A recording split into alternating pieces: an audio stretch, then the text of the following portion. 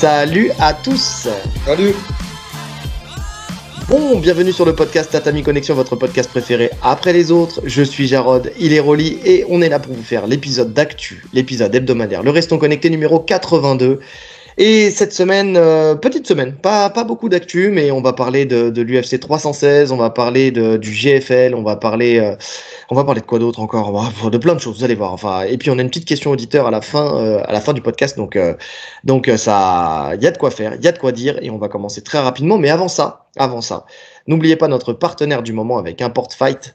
Donc c'est un site de vêtements, de textiles et de matériel sportif typé MMA, boxe et grappling, qui vend du matériel qui n'est vendu en France que sur cette plateforme. Donc n'hésitez pas à vous rendre dessus, à regarder les marques qu'elle propose et le textile et le matériel qu'il propose. Donc que ça soit Hit and Move, que ça soit Corner, que ça soit du Primo, que ça soit pour la boxe taille, le MMA, du matériel qui sponsorise, enfin des marques qui sponsorisent des grands champions comme Pereira, comme Belal Mohamed, comme Anthony Pettis, tout ce genre de personnalités. Donc voilà, si vous voulez avoir du style et vous démarquer des autres, allez sur Import Fight avec le code TATAMI10. Donc vous aurez 10% de réduction sur tout le site. Donc n'hésitez pas. On commence ? C'est parti. C'est parti. Allez, et on va commencer avec la news qui est tombée il y a pas longtemps, là, il y a 1 ou 2 jours, de Dana White qui dit que 2 title shots seront prévus pour l'UFC 316. Donc il l'a annoncé sur son Instagram, Dana White.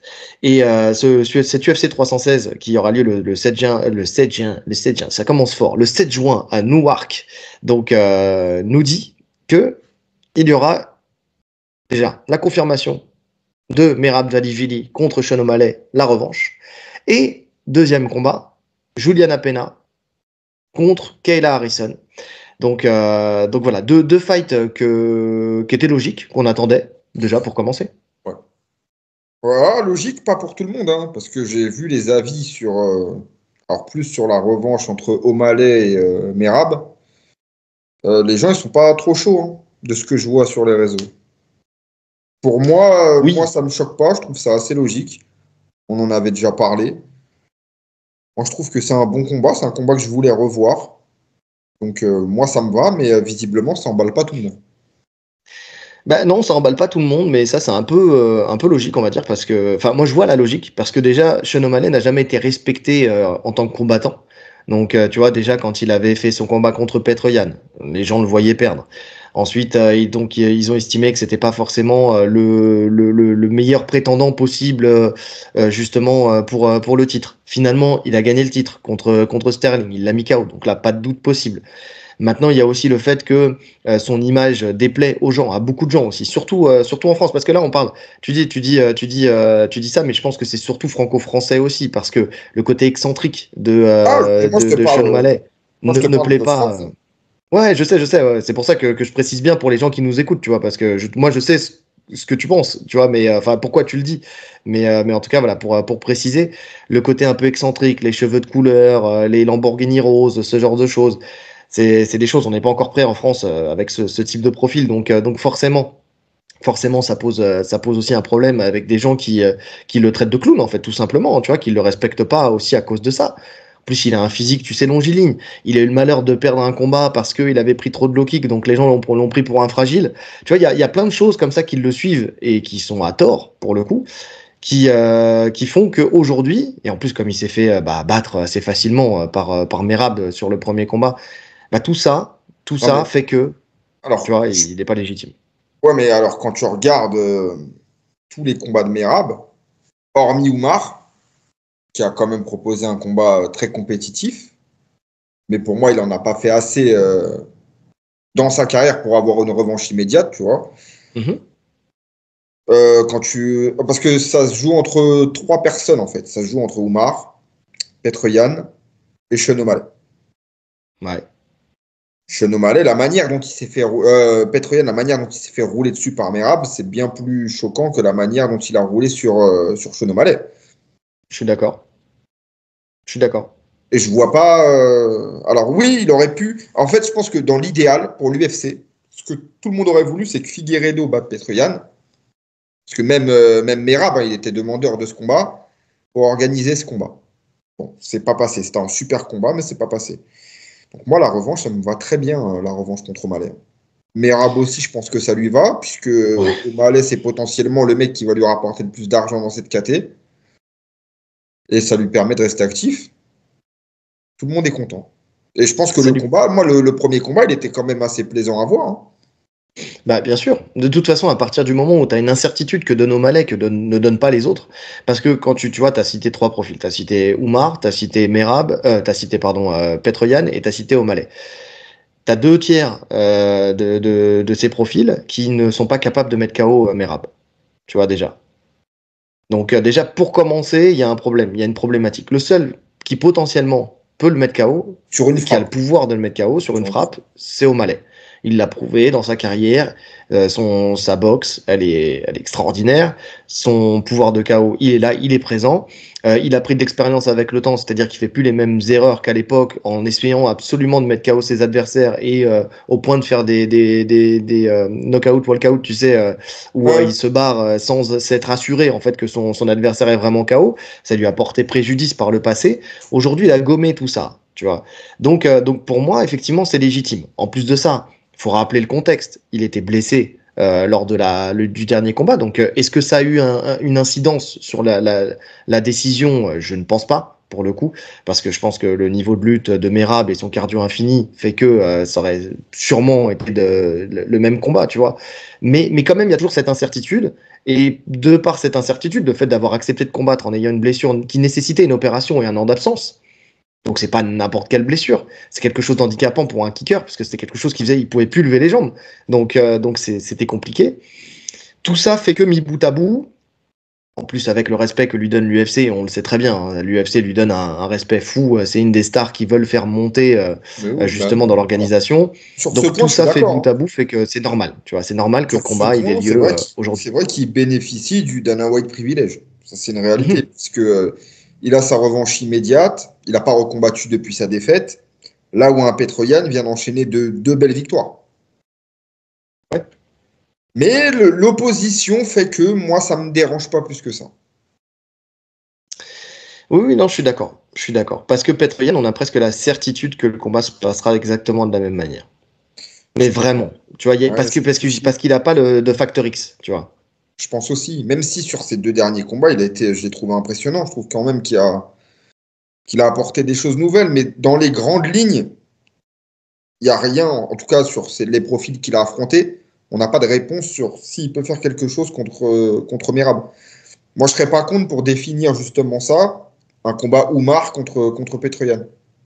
On en avait déjà parlé, effectivement, c'est un combat qui, moi, me plaît énormément. C'est-à-dire que, aussi pour l'UFC, il faut voir aussi ce qui est possible de faire. C'est ce que tu peux faire, les combats que tu peux cramer, tu vois, si jamais tu fais pas les bons choix dans le matchmaking.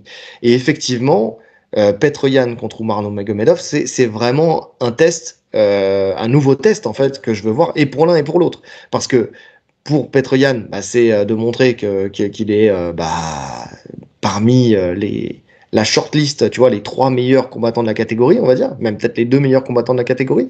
Et pour Oumar, c'est le fait de confirmer qu'il est à sa place aussi, parce qu'il a été propulsé un peu rapidement au titre, sans avoir affronté de top 5 avant ça. Le fait de lui donner une demi-finale avant de avoir une chance au titre, tu vois. Il avait affronté un top 5, puisqu'il a battu Sandhagen. Sandhagen, ouais, non. Sandhagen, il était top 5, ouais, ou alors il était 5e, quoi. Je suis même pas sûr qu'il était dans le top 5. Si, il est dans le top 5, Sandhagen. Attends, revoyons les. Parce que Sandhagen. Il est toujours dans le top 5, Sandhagen. Oui, je crois.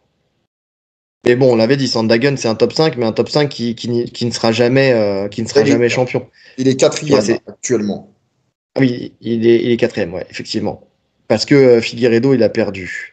D'ailleurs, ils s'affrontent les deux. Ça aussi, ça va être un bon combat. Ça, c'est le genre de combat que j'aime bien. Ouais. Et ils s'affrontent, là, c'est prévu pour alors, je sais pas s'il y a la date, mais en tout cas, c'est proche. En tout cas, Sandhagen, effectivement, on sait très bien, c'est un excellent combattant, c'est un des meilleurs de la catégorie, mais on l'a déjà dit, hein, il lui manque quelque chose pour atteindre le niveau champion. Ouais. Donc, il sera toujours dans le top 5, enfin, en tout cas, il sera dans le top 5, mais il ne sera pas dans le top 3. Sauf mathématiques de Si. ranking où ça tourne. Ouais, Non, mais ouais. tu vois, mathématiques de ranking où ça tourne, il y en a un qui passe au-dessus, il y en a un qui passe en dessous. Tu vois ce que je veux dire? S'il le propulse un peu. Mais tu vois, si tu le mets contre Petroyan, si tu le mets contre Merab, quoi contre Merab, j'aimerais bien voir ce combat. Blague à part, par contre, c'est vrai qu'on l'a pas vu ce combat-là et j'aimerais bien le voir. Je me trompe pas, hein. Non, on n'a pas vu Merab contre Sandhagen. Non. Donc ça, c'est un des combats que j'aimerais voir parce que les styles font les combats. Donc oui, effectivement, ça m'intéresse. Mais oui, donc le fait de mettre un Oumar contre un Petroyan, tu vois, c'est vraiment le genre d'adversité qui, déjà, pour lequel je me lève. Déjà, il n'y a pas de problème là-dessus. Je vais me lever pour ce combat, sans C'est un combat souci. de fou. Voilà. Et puis derrière, on a des réponses et derrière, on a des légitimités, tu vois. Donc, euh, Donc voilà, après, je sais qu'il y en a plein qui vont nous dire en commentaire, oui, mais pour moi, O'Malley n'est pas légitime et tout ça. Oui, oui, on peut l'entendre, mais c'est quand même l'ancien champion. Il avait quand même battu par KO le champion précédent qui était Sterling, qui roulait sur tout le monde littéralement. Donc si ça lui donne pas de légitimité, je ne sais plus quoi dire, tout Non, mais simplement. en fait, c'est quand même une KT ultra compétitive, hein. C'est quand même une KT ultra compétitive où il y en a plusieurs qui peuvent prétendre à combattre pour la ceinture. Donc après, Bien sûr. l'UFC fait des choix qui les arrangent. J'avais écouté sur Fight Minds Chris qui faisait un live sur ça. Et lui disait que ça aurait été le bon moment de faire un combat Pantoja contre Merab. Ouais. Champion contre champion. Ah, parce que tu te retrouves avec un Pantoja qui a lavé toute la KT et on va avoir une énième revanche contre Moreno ou contre Royval ou qu'on connaît par cœur. Ouais. Et en face, il y a pas de. C'est vrai qu'il n'y a pas de prétendant clair là. Là, on met Surtout que O'Malley, mais Moreno. on aurait pu mettre Yann, on aurait pu mettre une revanche contre Oumar, on peut mettre tout le monde en fait. Mhm. Donc c'est vrai que c'était le bon moment. Après, est-ce que Pantoja est demandeur? Je ne l'ai pas entendu demander. Et je trouve que le différentiel physique, il est énorme. En fait, Dans c'est cette ça. KT, dans cette KT, vraiment, tu vois la différence physique, elle est frappante entre Merab et Pantoja. En fait, c'est ça qui me dérange en fait dans la montée potentielle de Pantoja et je pense qu'il en a entièrement conscience, tu vois. Donc là, tu parles de Moreno, en plus il a battu Hersek, donc ça veut dire que tu vois potentiellement, effectivement, il peut être propulsé après rapidement vers le titre et ça va tourner en boucle. Mais oui, oui, oui, je pense que ce qui pose vraiment problème, c'est l'écart de gabarit. Parce qu'en Ouais, plus, des gabarits comme ça, tu sais, quand tu es dans ces catégories-là, prendre du volume, prendre de la masse, c'est assez complexe quand même, hein. ouais, c'est complexe, c'est complexe. Et puis même, tu sais, il y a le poids, il y a la taille aussi. C'est des mecs dans ces KT, ils sont quand même très petits. Ah, c'est Oui, compliqué. C'est vraiment compliqué. Donc moi, ces KT, je comprends que tu restes, on l'avait vu avec Demetrius Johnson, hein, je comprends que tu fasses toute ta carrière dans ta KT, hein.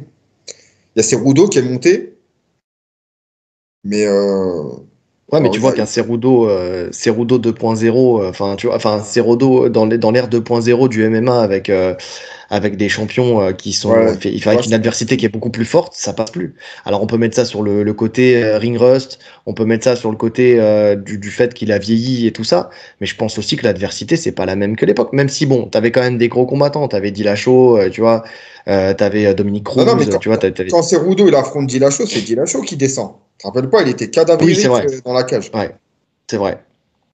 C'est vrai que c'est lui qui descend. Donc, et qui a fait une contre-performance parce que justement, il avait trop cuté en Ouais, poids au point est-ce que tu de imagines, jouer sur sa santé. il y a l'évolution de gabarit, est-ce que tu imagines un Merab pouvoir descendre? C'est impossible. C'est même pas envisageable. Ouais, ouais, je suis d'accord. Je suis d'accord. Non, c'est pour ça. Non, la logique, elle est là. La logique, elle est vraiment là. C'est ce combat-là. Et puis après, effectivement, s'il y a un bis repetitat et que derrière, Merab roule littéralement et amène au sol et amène en eau trouble, on va dire, au Malais sur 5 rounds. Parce que je pense pas qu'il le mettra KO, encore une fois. Mais je pense que voilà, après c'est bon, ça y est. Là, on a la certitude que Merab va être encore plus dur à déloger. Enfin, tu sais, à chaque personne qui va battre et de ce calibre-là, en fait, tu vas te rendre compte qu'il sera toujours de plus en plus dur à déloger, quoi. Après, il y aura que des revanches. Il y aura que des Il y aura revanches. que des revanches à faire. Et pour le coup, Merab, je pense qu'il a le physique pour monter, tester au-dessus. Vu qu'en plus, Ilia est parti maintenant et qu'il ne voulait pas s'affronter parce que c'est deux Géorgiens, je ne serais pas surpris qu'il nous annonce une montée après ces quelques revanches. Ouais. Ouais. Moi, je pense que de toute façon, le plus gros adversaire de Merab, c'est Merab lui-même. Alors, Vu ouais. le nombre de T'as vu fois où il ces se met en vidéos? danger. Ah oui. À chaque vidéo, tu te dis, il va mourir tout seul, lui. Franchement, mais c'est triste, hein, mais il est fou, ce mec. Il est fou. Tu dis un jour, je vais recevoir une actu MMA.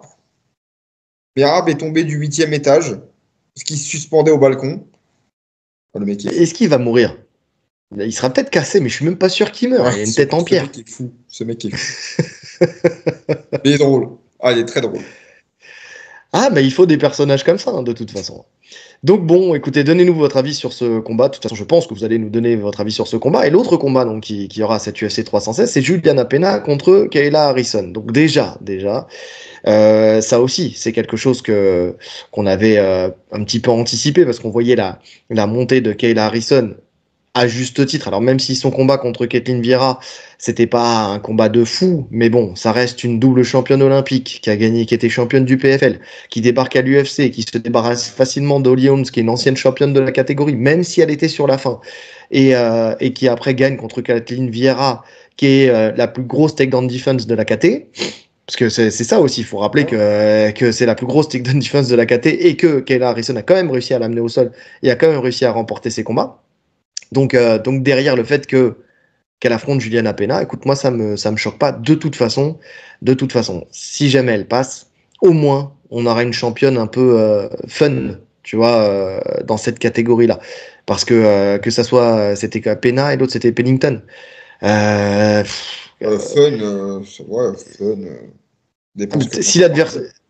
Bah, écoute, on verra contre Juliana Pena, mais quand tu vois le combat contre Lee Holmes, par exemple, effectivement, contre Kathleen Vieira, c'est pas très fun, mais contre Lee Holmes, t'avais quand même un vrai combat. Tu vois, avec des amenés au sol, du grand endpoint, de la boxe, enfin, tu vois, t'avais au moins une énergie. En fait, quand je dis fun, c'est une énergie qui se dégage d'une Kayla Harrison, qu'il n'y a une pas énergie parce avec qu'elle les était autres. elle était en totale domination. C'était facile. Tu la sentais facile.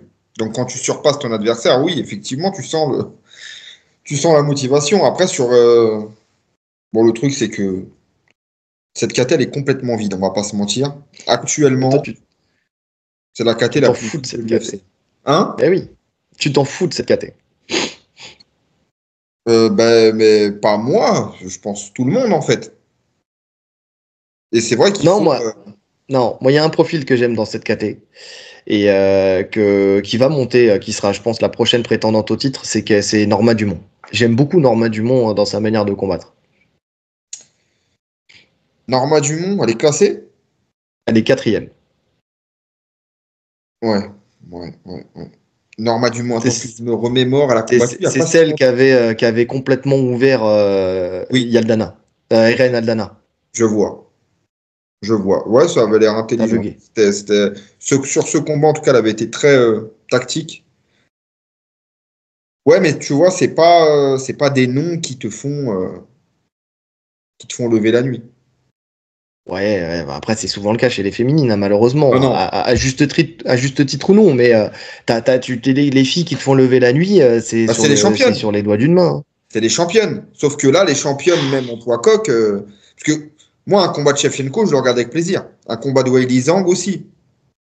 Ouais, disons que je suis d'accord, Shevchenko, ça dépend. Tu vois, là, oui, son dernier combat, c'était sympa, mais les combats qu'elle a fait contre Grasso, c'était pas non plus extraordinaire, hein, tu vois. Ça dépend. Ouais, Shevchenko, aujourd'hui, c'est qui tout double, hein. C'est soit ça passe, soit c'est pas ouf, hein. Ouais. De toute façon, je pense que le projet de l'UFC, il est clair pour cette KT. Il n'y a que ça, à mon avis, qui pourrait relancer, c'est que Kayla Harrison prenne la ceinture et que ça rebooste Nunes à revenir pour un super fight. Oui. Je vois que ça, qui vraiment pourrait être vendeur dans cette KT. C'est vrai. C'est vrai. D'ailleurs, ça ferme la porte à un Pena justement contre Nunes, pardon, excusez-moi, un Pena contre Nunes parce que Pena elle avait appelé Nunes pour une trilogie et elle avait l'air ouverte à ça. Maintenant, je pense que l'UFC est plus intéressé pour effectivement mettre la carte Nunes contre une Harrison que contre une Juliana Pena, puisque déjà les deux se titillaient quand les deux étaient championnes de leur organisation respective. Donc le PFL pour Harrison et l'UFC pour Nunes. Ouais, ouais. Maintenant, écoute, de ce qu'on a vu de Harrison, je mets quand même si Nunes, je mets la Nunes en forme, je la mets quand même bien au-dessus. Contre Kayla Harrison? Ouais. En termes de striking, c'est vrai que c'était quelque chose, même au sol. Enfin, tu vois. Non, non, Donc, surtout ouais, les oui, compartiments, je la mets franchement. au-dessus, ouais. Je la mets au-dessus aussi. Ouais. Donc UFC 316, 2 combats pour le titre. Non, il faut nous emmener une Ditcheva à l'UFC Ouais. pour avoir un peu, voilà. Si tu veux du C'est MMA cette KT? féminin, bonne question. Je ne crois pas. Moi, je crois pas. Je ne Hein. crois pas. C'est la Je KT sais plus, diffuse. Ditcheva, elle est. Attends, Ditcheva. Ouais, Ditcheva, Ouais, Dakota en poids Ditcheva. mouche. Euh... Poids mouche, c'est quoi? Fly, ah oui, Fly. Les Fly, c'est la KT de. Alors, C'est Valentina. C'est Manon Fiorot. c'est Manon Furo, effectivement. Des pomouches. Donc ouais, mais ça m'intéresse. Hein. Une Ditcheva dans cette KT, c'est plutôt intéressant. Bah, de toute façon, là, c'est une des KT les plus intéressantes, celle-ci. Hein. Parce que finalement, Weili Zhang, c'est la combattante la plus intéressante de sa KT. Ah, quoique, non, c'est quand même ouais, non, c'est quand même intéressant, hein, les deux KT. Bon, bref. En tout cas, voilà, c'est ce qu'il faudrait. Une petite Ditcheva, enfin, avoir un peu de 109, tu vois, dans les KT féminines, tu vois. Donc, on verra ça. On verra ça. On enchaîne? On enchaîne. Avec BSD qui fait son retour à Montréal. Donc on le savait, il l'avait un peu teasé sur le fait qu'il allait revenir. Là, il sera de retour donc à l'UFC 315 le 10 mai contre, et ça, on en avait parlé, contre Joël Alvarez. C'était une rumeur C'est qui pas était sortie. officiel. Hein. Comment ça, c'est pas officiel? C'est officiel maintenant aussi? Non, non. Attends. Non, c'est officiel, Alvarez. Non, non, c'est pas officiel. Attends, comment ça, c'est pas officiel? Je l'ai vu partout. Mais il n'y a rien C'est pas sur le d'officiel. site de l'UFC. C'est vrai que Non, non, mais c'est vrai que j'ai y cherché, a rien c'était pas sur le d'officiel site de encore. Hein. l'UFC. Ah, attends, mais je l'ai vu. Bon, bref, c'est pas grave. Ouais, effectivement, c'est toujours pas officiel, mais si, je crois qu'ils l'ont pas annoncé officiellement, mais je trouve que c'est Alvarez normalement. Parce que justement, on avait dit que c'était une rumeur, puis Oui? finalement, il y a eu en tout cas, ils étaient en pourparlers. En tout cas, c'est le combat qui a le plus de chances d'arriver, tu vois. Attends, mais je l'ai vu ça où alors, moi?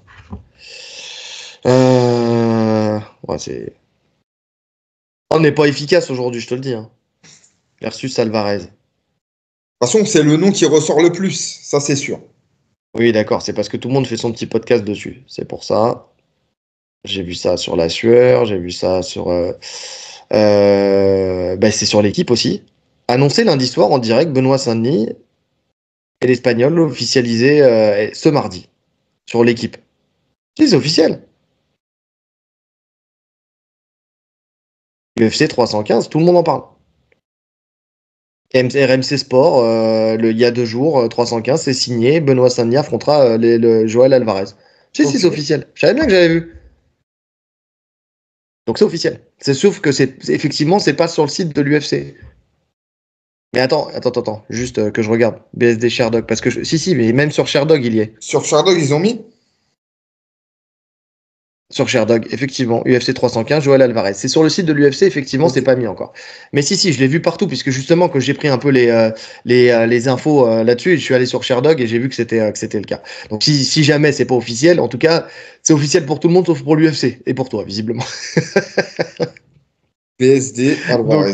Ouais, bon, bah écoute, c'est les combats qui ressortaient. Il y avait eu la première rumeur qui était sortie il y a un petit moment. C'est pas un cadeau. eh C'est ben, pas un écoute, cadeau, Alvarez. Il n'y a pas de c'est pas un cadeau dans cette cadeau. KT, mais Non, mais ce que je veux dire par là, c'est que je l'ai vu combattre. Tu vois, j'ai regardé. Tu l'as regardé combattre un petit peu? ouais. Ouais, et bon, ça va. Alors, c'est effectivement, c'est deux profils qui sont assez similaires, de toute façon. Bah, que Déjà, de des base, c'est des finishes. Hein. profils assez similaires. D'un côté et de Donc, que l'autre, du il n'y a que finish, des finishes. c'est ça. T'as 13 victoires du côté BSD, 22 du côté d'Alvarez. T'as 4 KO 9 soumissions du côté de BSD. T'as 5 KO 17 soumissions du côté d'Alvarez.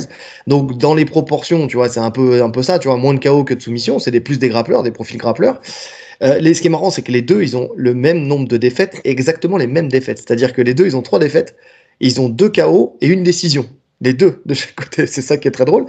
Mais ça reste un profil, tu vois, il est fort techniquement et tout ça, mais c'est pas un profil, j'ai l'impression qu'il est pas super puissant physiquement, tu vois.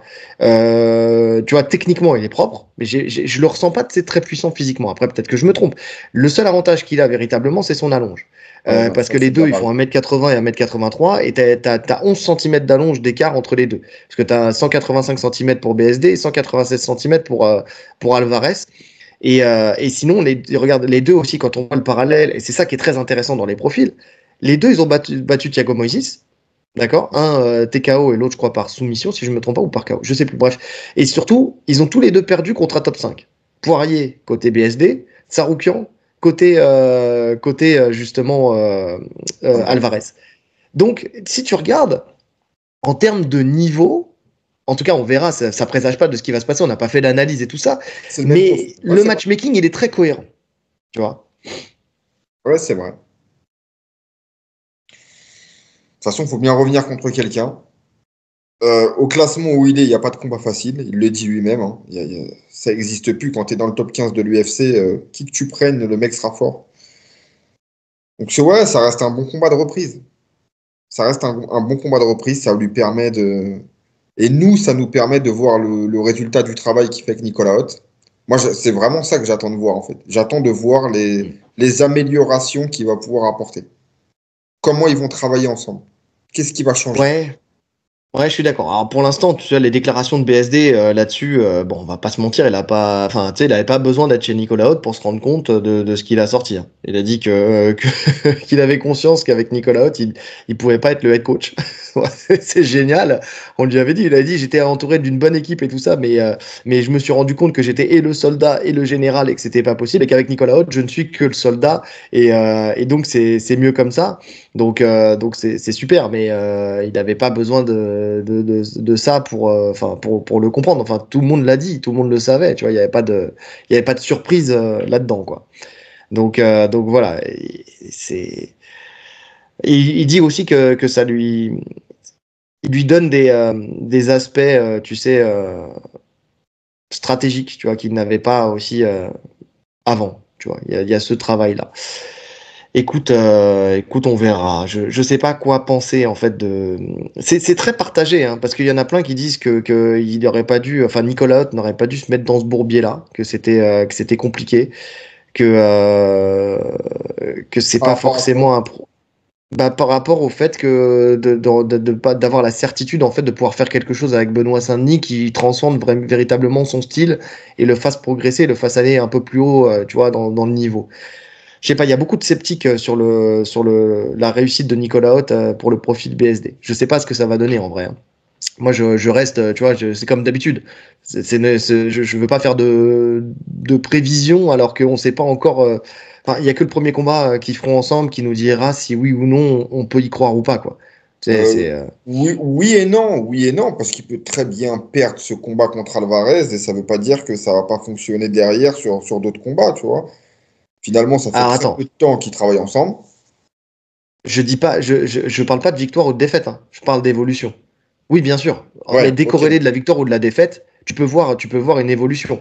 Maintenant, par contre, BSD qui perd, bah finalement, on verra peut-être pas. Enfin, tu vois, il y a au bout d'un moment, l'UFC dira bah ouais, mais oui, mais non, quoi. Tu vois, même si l'UFC aime ce genre de profil qui gagnent ou qui perdent, qui font la guerre constamment et qui apportent du spectacle, donc c'est ce qui pourrait le maintenir à l'UFC. Ouais, ouais. Après, à voir si. Parce qu'on en parlait, on a parlé plein de fois, mais c'est vrai que quand tu as ce style-là, tu sais, guerrier, etc., trop intellectualiser la chose et essayer de cadrer tout ça, ça peut être contre-productif. Mm. Maintenant, il a une grosse expérience, Nicolas Hoth. Je pense que ça, c'est des choses qu'il sait. Je pense pas qu'il va forcément dénaturaliser le style de BSD. C'est juste apporter certaines touches, en fait. Peaufiner ce côté bagarreur, mais le rendre un peu plus technique.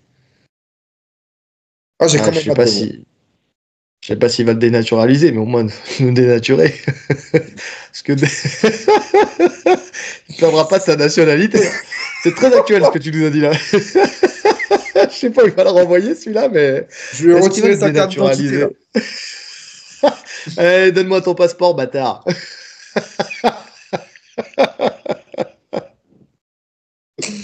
Oh putain. T'as encore mis trop de syllabes. Toujours la syllabe de trop. Donc ouais, non, c'est vrai.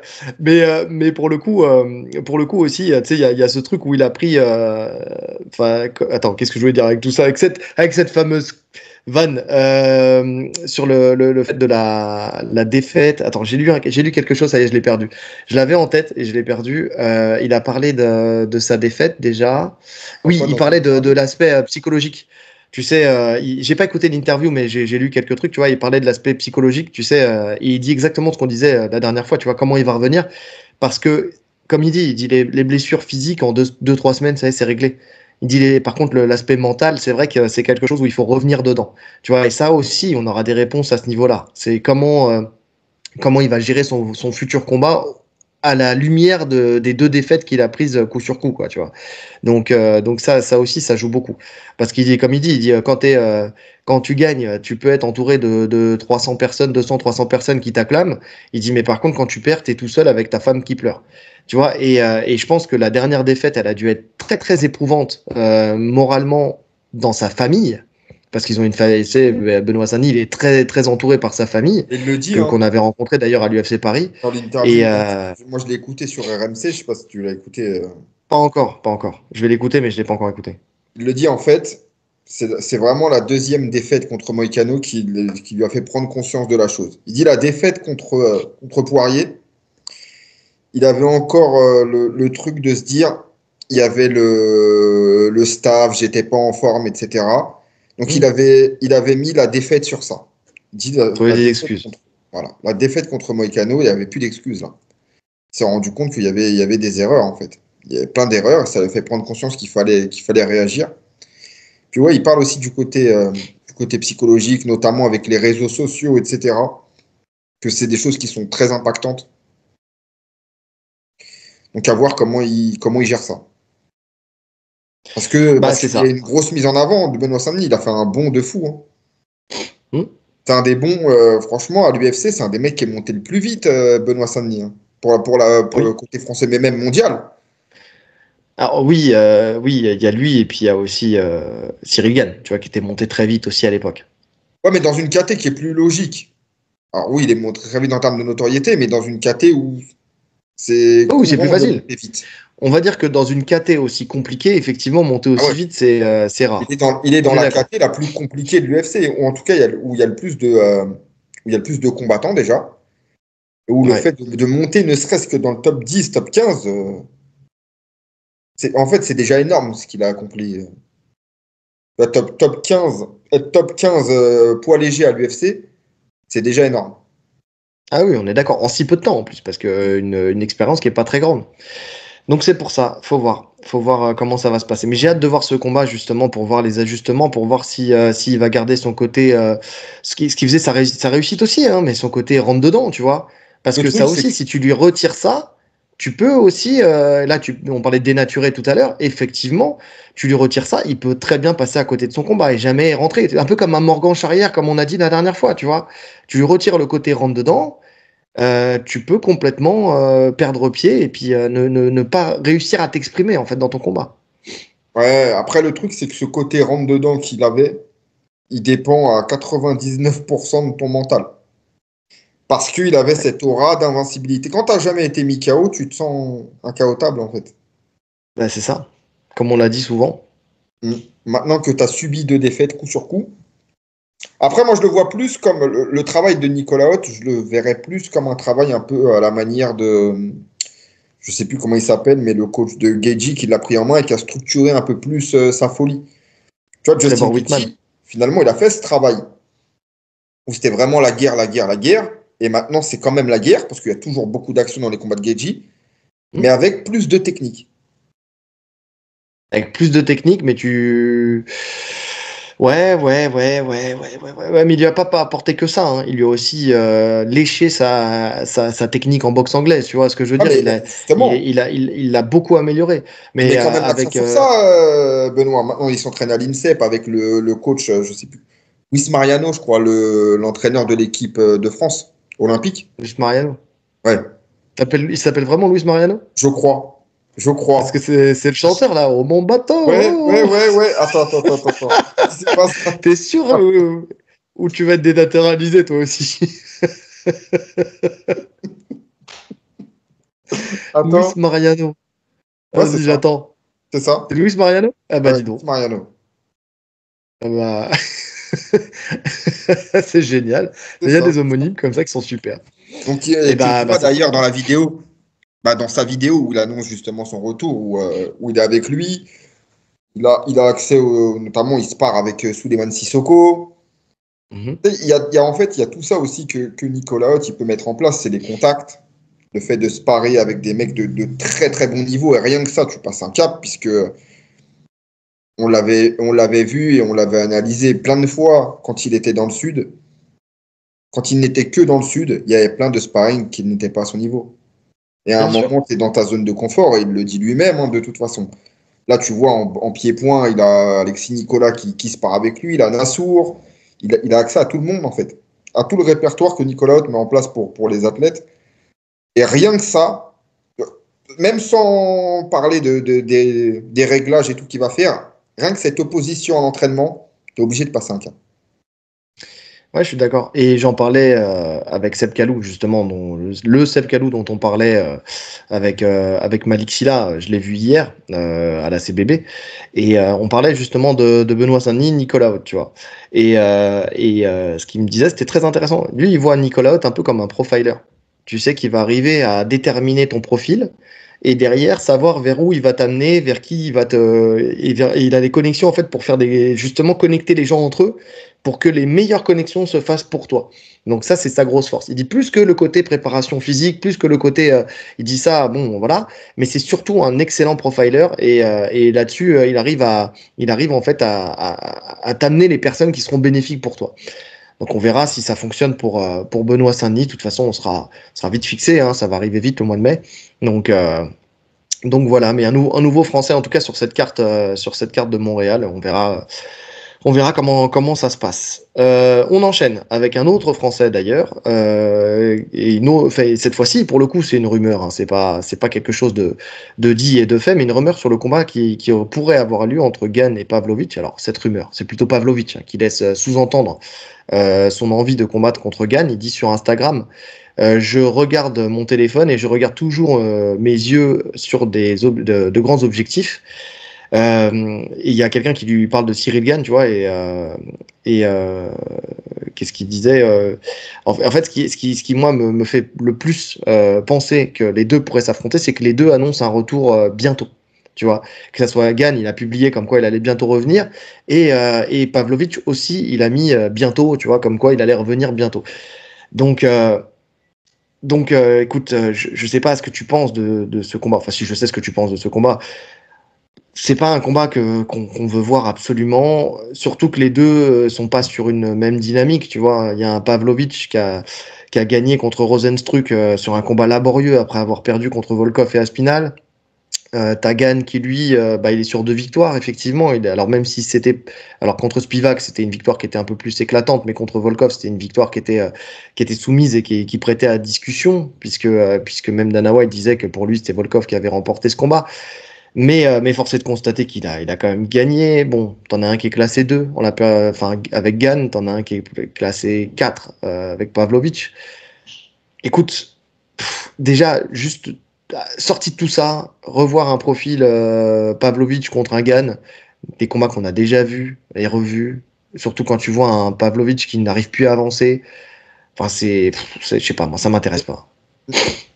Alors, c'est même pas que ça m'intéresse ou pas, c'est que de toute façon, il faut bien revenir à un moment.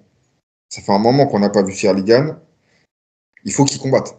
Dans tous les cas, il faut qu'il combatte. Donc, Pavlovich, moi, c'est pas le profil qui m'attire le plus. Comme tu l'as dit, c'est. En fait, il nous a montré ses limites et je vois pas ce qu'il peut apporter pour déranger Cyril Gane. Donc, je pars avec avec ce combat en tête. Pour moi, Cyril Gane est large favori. Donc, il y a même pas de. Ouais, il n'y a pas Oui. d'attraction pour voir ce combat. Mais il faut revenir. Il faut être actif de toute façon. Là, la KT, elle est bloquée. Cyril Gane, devant lui, il n'y a que Thomas Pinal. Si l'UFC veut pas mettre en place ce combat, va bien falloir prendre quelqu'un dans tous les cas. Oui. Après, je comprends la logique. Parce que, tu vois, Pavlovich 4, 5 Blades, 6 Almeida. Bon, écoute, l'autre rumeur que j'ai vu C'est. passer sur Internet, c'est Almeida Attends, contre Volkov. Non, mais pour Almeida compléter sur contre. cette KT. Ça ferait D'accord, Almeida mais contre Volkov et finalement, il resterait que Pavlovich pour Gane. Pavlovich ou Blades. Mais juste pour finir c'est mon truc, je comprends, tu vois, l'idée, mais enfin, tu vois, le côté Pavlovich, je comprends en fait pourquoi il choisirait un Pavlovich plutôt qu'un Blades, parce que tu l'as dit, en fait, derrière, il y a Spinal. Si tu veux t'assurer une nouvelle chance au titre, il faut que tu sois sur une victoire, et avec un Blades ou un Almeida, ça te donne un peu moins avec Blade, j'ai l'impression, plus avec un Almeida, mais tu as quand même cette incertitude de finir en eau trouble, en eau profonde au sol, et puis de pas t'en sortir, et puis de te faire soumettre, et puis de perdre ta chance au titre, tu vois. Ouais, mais Donc, pour le coup, je pense pas que ce soit lui qui dise oui ou non. Je pense que c'est l'UFC qui cherche pas forcément à organiser ce combat. Je pense pas que lui, attends, avec tous les call-outs qu'il fait Almeida, je pense pas que l'UFC cherche à organiser ce combat. parce que je pense ils veulent absolument, de la même manière. En fait, Ouais, c'est la même logique pour moi. ils veulent gagner à C'est-à-dire que ce soit Spinal. pour lui ou que ce soit pour. Ils veulent un Ghana Spinal. C'est les deux plus grosses stars de la catégorie. Donc, je pense qu'effectivement, ils veulent ce combat-là à un Mais moment alors, ou à faut un le faire autre. tout de suite. En fait, le combat contre Pavlovich n'apporte rien de plus là. Il est déjà classé enfin, il est numéro 2, donc juste derrière Aspinal. Il est déjà légitime à l'affronter. Ils vont pas le faire tout de suite puisqu'ils sont en train de dire, Dana White écrit sur tous les toits que Jones contre Aspinall, ça va se faire. Que c'est signé, enfin que ils attendent plus qu'à signer, tu vois. Donc ils peuvent pas te dire d'un côté que ça va se faire avec Jones et puis derrière organiser le combat contre Gann, c'est pas possible. Ouais, c'est juste ça. C'est juste ça qui freine le truc. Donc, ouais. Et ça serait Ouais, pour mais quand? Il y a cette une 4. date dans cette rumeur? Il y a Non, une. Non. non, il n'y a pas de date du tout. Non, non, il n'y a pas de date du tout. C'est juste que les deux, en fait, c'est une enquête à deux balles. C'est-à-dire, tu vois un Pavlovich qui dit je regarde devant, qui vient de perdre contre Volkov. Devant lui, bah, il reste Volkov ou Gann, et qui dit je reviens bientôt. Et t'as Cyril Gann qui dit aussi qui tease qu'il va revenir bientôt. Donc bon, tu sais, après, voilà, tu fais des liens dans une catégorie où il n'y a personne. C'est assez facile d'anticiper un matchmaking qui va arriver, quoi. Ce qui serait sacrément gagnant, Pavlovich, dans ce combat. Il a tout à gagner, lui. Lui, il a tout à gagner, oui. Après, il reste, même s'il a perdu contre Volkov et contre Aspinal, euh, Non, mais il au-delà de reste sur ça. une victoire. Ouais, Il mais reste sur une victoire. quelle victoire! Une victoire qui est plus une défaite, hein. En fait, quand tu vois le Oui. Pavlovich qui terrorisait tout le monde, et tu vois sa dernière perf contre un Rozenstruik qui était complètement éteint, qui était là pour faire son dernier combat de contrat, tout simplement. Ouais. Franchement, Non, mais ça vend pas du rêve, hein. Il faudrait renouveler un peu cette KT. Enfin, quand je dis renouveler, en fait, c'est très paradoxal parce qu'effectivement, tu as une nouvelle génération de poids lourds qui est là, mais elle n'est pas suffisamment grande pour la rendre intéressante. Tu vois ce que je veux dire? C'est un peu une transition, j'ai l'impression, dans cette KT où tu as encore des poids lourds à l'ancienne qui sont pas très explosifs, pas très dynamiques, même si Alna Almeida, je le mets dans cette nouvelle génération quand même. Sauf que l'UFC a du mal à le faire monter. Bon, là, si on l'a contre Volkov, c'est pas mal. Mais tu as quand même ce truc où t'as finalement une nouvelle génération avec surtout Gann et Aspinal, qui sont les deux vraiment fer de lance de cette génération, nouvelle génération. T'as un John Jones qui, lui, bah, finalement, il a toujours été en avance sur son temps. Donc tu vois, pour le coup, il est au niveau de cette nouvelle génération. Et c'est pour ça que j'ai hâte de voir un Aspinal Jones, en espérant que ça finisse par se signer. Et puis après, tu as Almeida qui est derrière, qui pour moi est là. Allez, tu as un Volkov qui a réussi quand même ouais. à se maintenir pour tenir cette nouvelle génération, même si je pense que de toute façon, peu importe les combats contre Aspinal ou contre Gann, il perdra systématiquement, je pense. Et puis après, derrière, bah, t'es dans le Pavlovich, dans le Blades, dans le Tuivasa, enfin, tu vois, dans le Spivak, dans les trucs où c'est laborieux. Tu sais que là, ça y est, tant qu'il y aura des Gann et des Aspinal, en fait, ces profils-là ne monteront jamais et ne seront jamais champions, quoi. Ouais, je suis d'accord, mais c'est le lot de la catégorie poids lourd depuis toujours, hein. Ça a toujours été le cas avec poids lourd, hein. Tu sais, en général, vraiment, ça se joue entre deux têtes. Ça a toujours Ouais. été ça, les poids lourds, hein. À l'époque, tu avais Junior Dos Santos, Ken Velasquez. Avant ça, tu Ouais. avais Tim Sylvia Arlovski. Ils ont eu je sais pas combien de combats, de revanches, de ci, de ça. Cormier Miocic. Voilà, Cormier Miyoshi, ouais, donc tu vois, ça se joue toujours entre deux têtes. Ouais, mais quand même, tu vois, justement, à cette époque-là, Cormier, Miocic, Junior Dos Santos, tu vois, t'avais quand même un peu plus de profil, j'ai l'impression. Je sais pas. Ah, je sais pas. Ouais, Mais pour c'est moi, vrai que c'est pareil. c'est plutôt laborieux, quoi. C'est vrai. C'est pour ça qu'on parle de catégorie reine, de la meilleure catégorie, soi-disant, de l'UFC, enfin, tu sais. Mais non, en fait. Non, non, là, ça donne des combats qu'on n'a pas forcément envie de voir. Enfin, en tout cas, Ah non, je je suis d'accord. regarderai, hein. Mais tu vois, voir Pavlovich Gann, j'en rêve pas la nuit, quoi. Ne nous mentons pas. Non, moi non plus. Mais bon, comme tu l'as dit, ça... moi, un combat de Cyril Gane, ça se regarde toujours parce que ça reste un virtuose. Ah, Dans ça, sa c'est sûr. Ça, discipline, par ça contre, je suis reste un d'accord. virtuose et c'est toujours plaisant à voir. Non, là-dessus, il n'y a aucun problème, je suis complètement d'accord avec toi. Ça, c'est vrai que juste pour le plaisir des yeux, mais je suis d'accord et à la fois, tu vois, son style, on l'a tellement vu maintenant. Tu vois, là au début, c'était waouh, putain, un lourd qui se déplace comme un léger, qui vient, qui te pique, qui te pointe, ses jabs, ses fronts, tu vois. Et puis finalement, en fait, premier combat, ok, deuxième combat, ok, troisième combat, oui, c'est pareil, quatrième combat, ah, bon, c'est encore la même chose. En fait, comme c'est toujours des profils comme ça, en fait, tu te rends compte que qu'il va faire exactement la même chose, ce qui fait Il va que pas bah, lâcher. l'attrait du combat, alors oui, c'est beau, mais rien de nouveau, tu vois, sous le soleil, quoi, tu vois, ça sera toujours la même chose. Ouais, c'est vrai. Donc, et il a raison hein, de faire la même chose, ça fonctionne. Attention, je suis pas en train de dire qu'il faut qu'il plonge dans les jambes de Pavlovitch et qu'il essaie de l'étrangler. C'est pas ce que je suis en train de dire. Il a raison de faire ça. Mais après, bon, ouais, c'est plus la grande découverte, quoi. C'est plus la grande découverte. Donc, passons. C'est pour ça que, ouais, un Gann contre Aspinal, où t'as de l'incertitude, où t'as deux boxeurs quand même d'élite et tout, ouais, là, je préfère. Tu vois, je préfère cette opposition-là, plus que Pavlovitch. Ouais. Pavlovitch qui est trop pâteau, en fait, pour suivre un Gann. Maintenant, attention. On peut toujours connecter. Et comme Tuivasa avait connecté Gann, tu vois, et ça aurait pu mettre une clim à Paris, un Pavlovitch peut connecter Gann et ça peut mettre une clim là où ça se passera si jamais ça se passe, tu vois. Oui, effectivement. Mais sur le papier, normalement, il n'y a pas de problème. Ouais, je suis d'accord. On enchaîne avec toujours de la France, mes amis, la France. L'adversaire de Taylor Lapillus qui a été dévoilé. Donc on savait déjà qu'il reviendrait à l'Accor Arena de Paris le 24 mai, mais on ne savait pas contre qui. Et là, ça y est, c'est sorti. Il va affronter Ali Taleb, champion du PFL MENA. Donc MENA. En fait, je sais pas si tu as cherché un peu ce que ça voulait dire, mais ça veut dire Middle East et North Africa. Donc voilà, c'est en fait c'est comme il y a le PFL Europe, là c'est le PFL de la région là-bas qui a été ouverte en 2024 et le champion de cette région c'est Ali Taleb. Donc c'est 12 victoires, 7 KO, 3 soumissions et 2 décisions et une seule défaite par décision. Il est 66 en Fight Matrix, il est classé 66 des Bantam contre Taylor qui était classé 34 comme on l'avait dit la dernière fois. Donc ouais, ça reste un profil qui monte et c'est intéressant. C'est intéressant de le mettre tout de suite comme ça contre un champion, en tout cas régional, tu vois. J'ai pas regardé ses combats, je sais pas si tu as vu un peu son style. Là, je suis en train de regarder son tapologie. Alors, c'est compliqué parce que je connais aucun nom.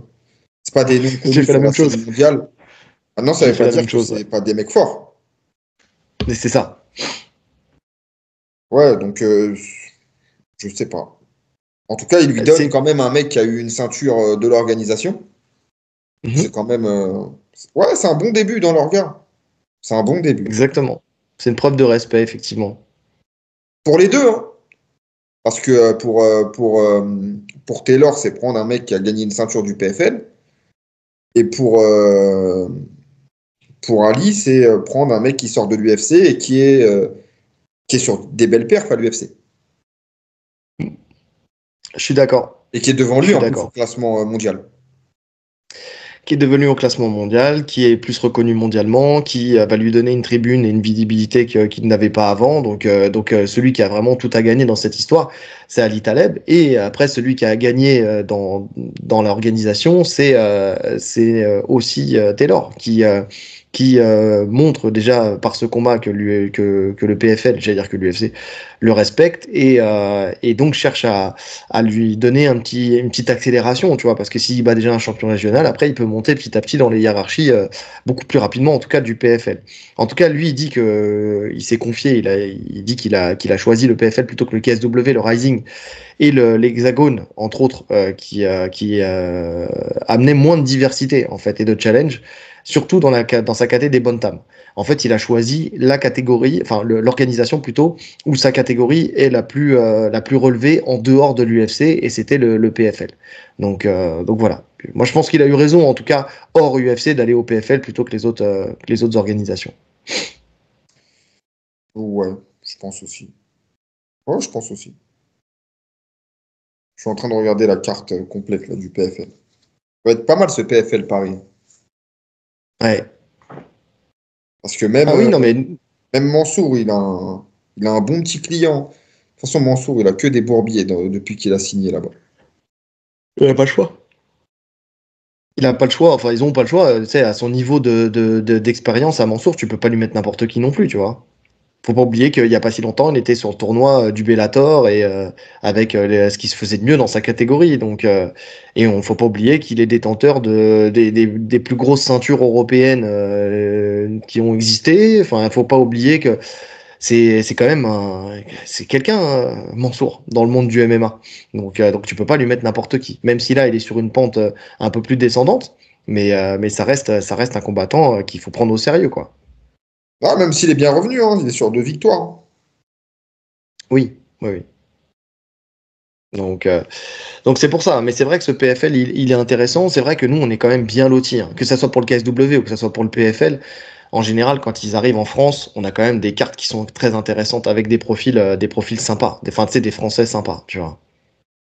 Ouais. Donc c'est cool. Ça tombe à quel jour le PFL déjà? C'est le vendredi, je crois, hein. Ou c'est le jeudi? Le, je sais pas. Ah, je crois que c'est le vendredi, c'est pour ça que tu peux pas y aller. C'est pour ça que j'y vais jamais. Ouais. J'ai des cours à donner, moi, messieurs, dames.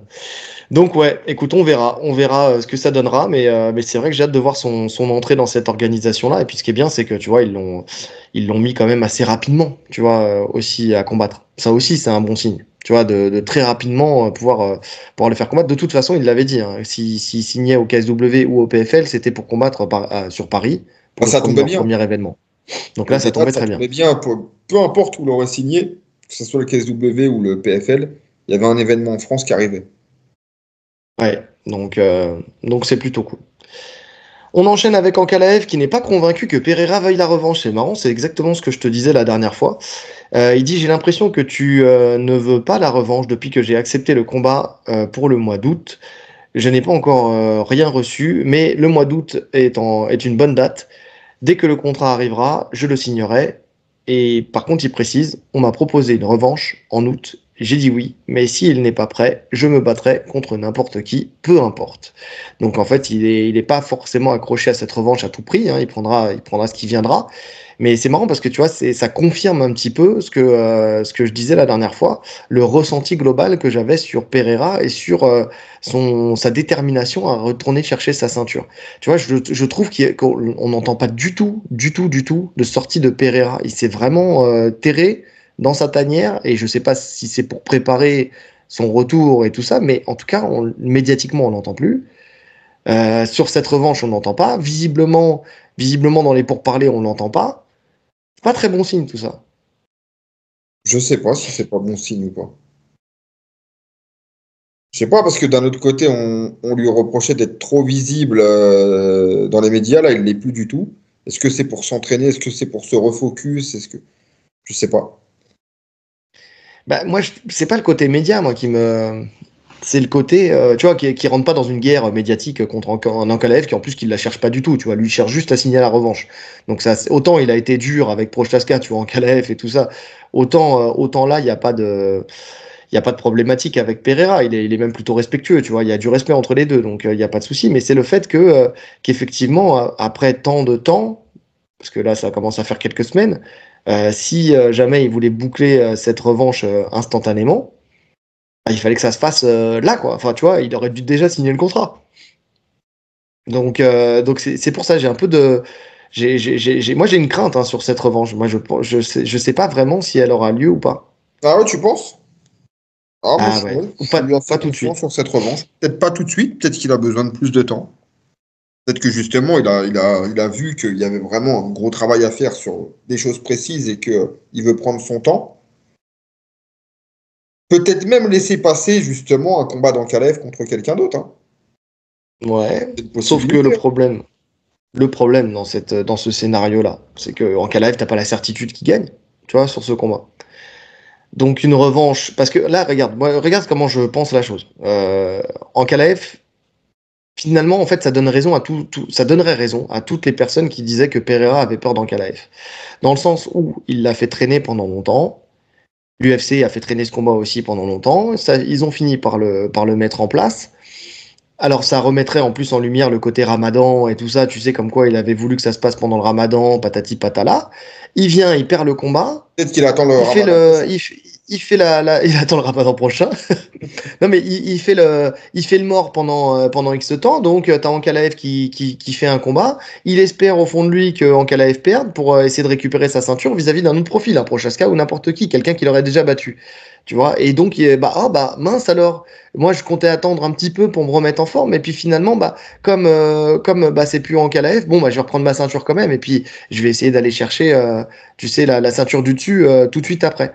Tu vois ce que je veux dire? Et je pourrais. Alors, c'est le scénario du complot, hein, mais je pourrais complètement l'entendre, en fait, ce scénario-là, là, avec si jamais il fait le mort trop longtemps et que finalement on organise un combat contre quelqu'un d'autre, tu vois. Ouais, ouais. Après, de toute façon, on en a déjà parlé. Hein. Il n'a pas d'autre option. Pereira, il a Si, plus. celle-là, Oui, d'attendre. d'attendre que quelqu'un d'autre potentiellement puisse gagner la ceinture Ouais, mais contre c'est un Ankalaev. pari beaucoup trop risqué. Quand tu vois quand tu vois la KT, euh, c'est vraiment risqué parce qu'en Caleb, je le mets quasiment favori contre tout le monde.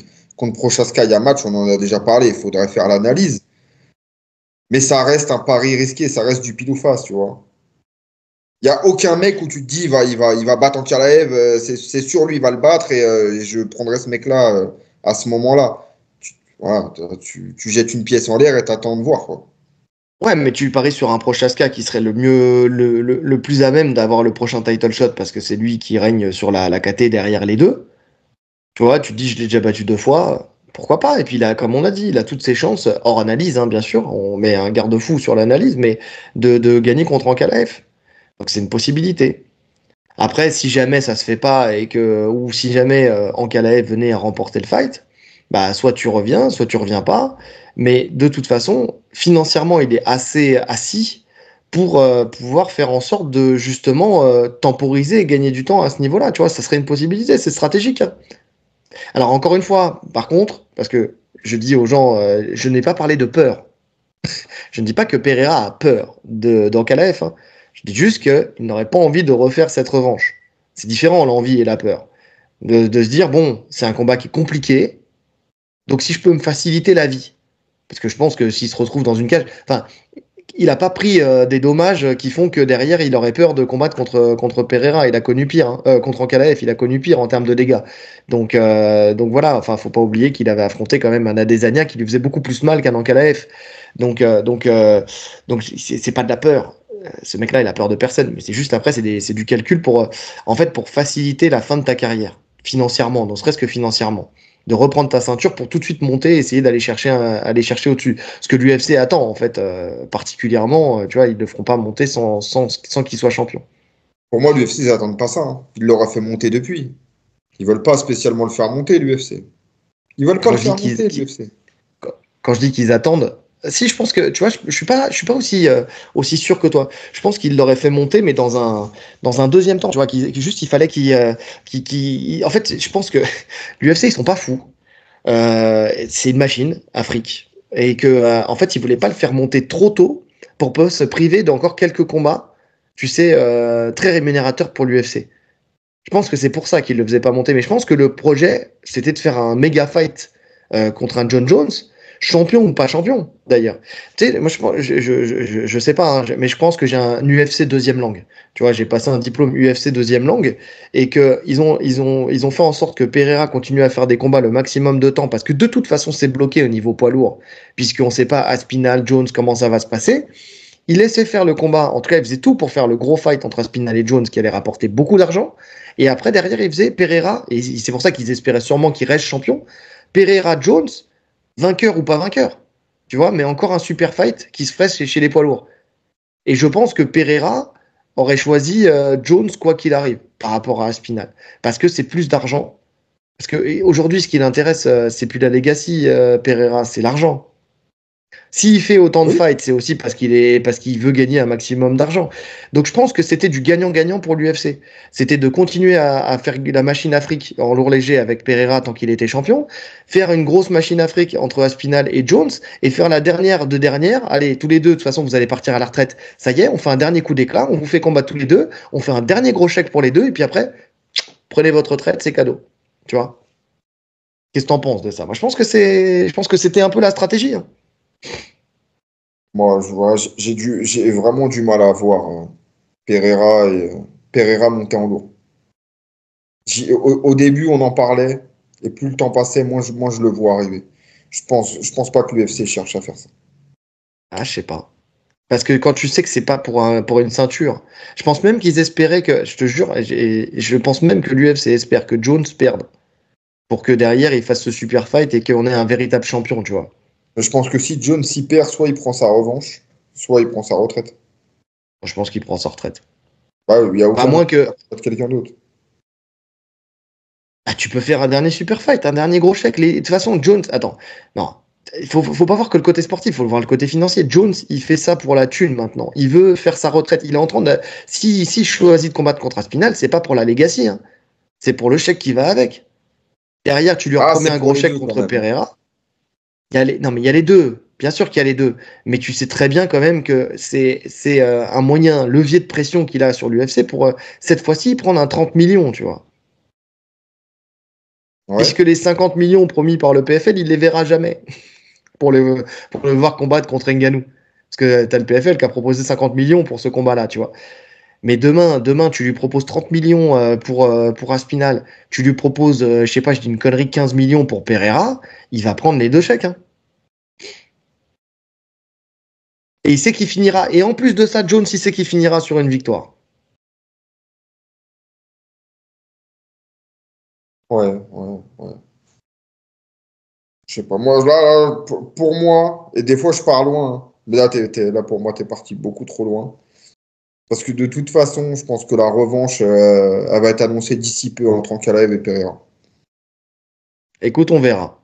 On verra, mais c'est vrai que je sais pas. C'est un mauvais pressentiment que j'ai. Je te l'ai dit. Hein, chaque épisode, à chaque fois, je le disais, c'est quand même un mauvais pressentiment que j'ai. On verra. Et je me trompe pas toujours. Hein. Regarde, tu me disais Spinal Jones, tu croyais pas du tout. Je t'ai dit attends. Et puis finalement, c'est pas signé, mais c'est en bonne voie. Mais c'est pas signé. C'est pas encore signé, mais c'est en bonne voie. On en reparle quand c'est signé. Exactement. Bon, on enchaîne avec du concret. Hein, parce que là, il faut parler sérieux. La Geriatric Fight League. La Global Fight League. Les premières cartes sont sorties pour le premier et deuxième événement, en fait, qui seront premier et deuxième événement sur 2 jours. En fait, c'est ça. En fait, ça va se passer sur 2 jours. Ça va être quand même un gros week-end de combat pour cet événement. C'est les 24 et 25 mai à Los Angeles. Tu as 6 équipes qui vont s'affronter. Donc Los Angeles, New York, Londres, Dubaï, Sao Paulo et Miami. 31 combats sur 2 jours, 10 catégories de poids différentes.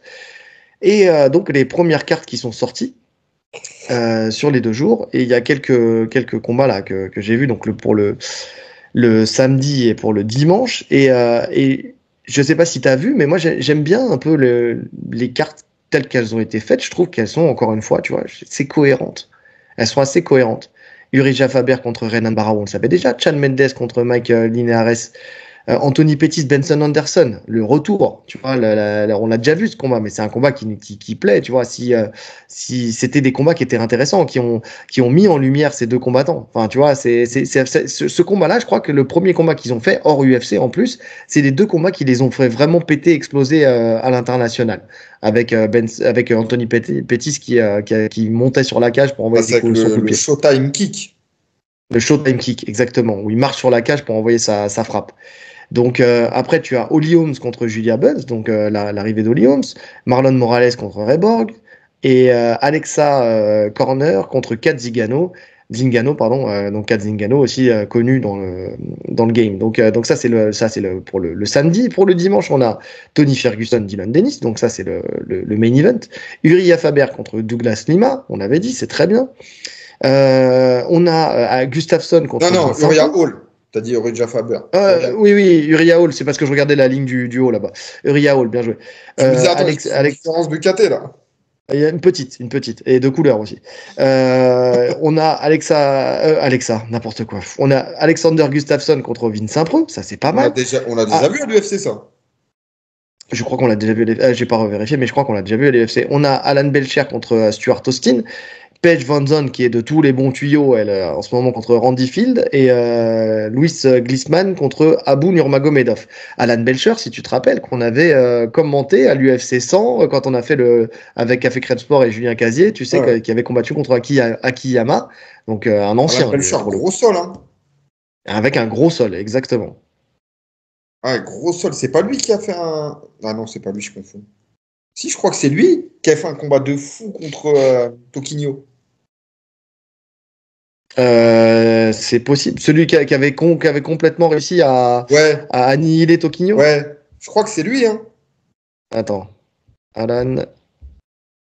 Ah, je me souviens de ce combat.